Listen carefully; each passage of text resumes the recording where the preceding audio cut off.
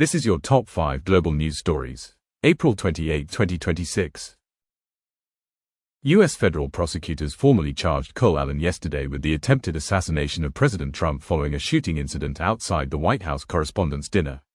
This legal development occurred as high-stakes diplomatic efforts between the U.S. and Iran reached a stalemate, while negotiators Stephen Witkoff and Jared Kushner were previously scheduled for talks in Pakistan. Russian President Vladimir Putin instead held a high-profile meeting with Iran's foreign minister in Moscow to discuss the ongoing closure of the Strait of Hormuz.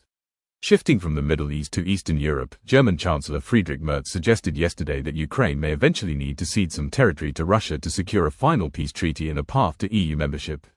This proposal was immediately met with a sharp rejection from President Volodymyr Zelensky, who reiterated that any territorial concessions would require a national referendum and warned that Russian expansionism poses a threat beyond Ukraine's borders. While diplomatic debates intensified in Europe, the situation on the ground in the Middle East saw a significant escalation as UN peacekeepers reported nearly 300 firing incidents across the blue line between Israel and Hezbollah, marking one of the highest volumes of cross-border strikes since the current hostilities began. These regional clashes coincide with a grave warning from UN Secretary-General Antonio Guterres at the 11th Review Conference of the Non-Proliferation Treaty, where he noted that the global number of nuclear warheads is rising for the first time in decades.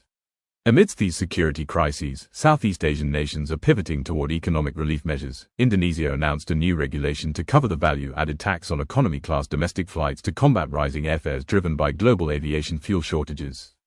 This internal fiscal strategy mirrors a broader regional trend toward Chinese partnership, as newly released data shows trade between Laos and China reached a record $10 billion last year, with China solidifying its position as the primary foreign investor in the region's energy and infrastructure sectors.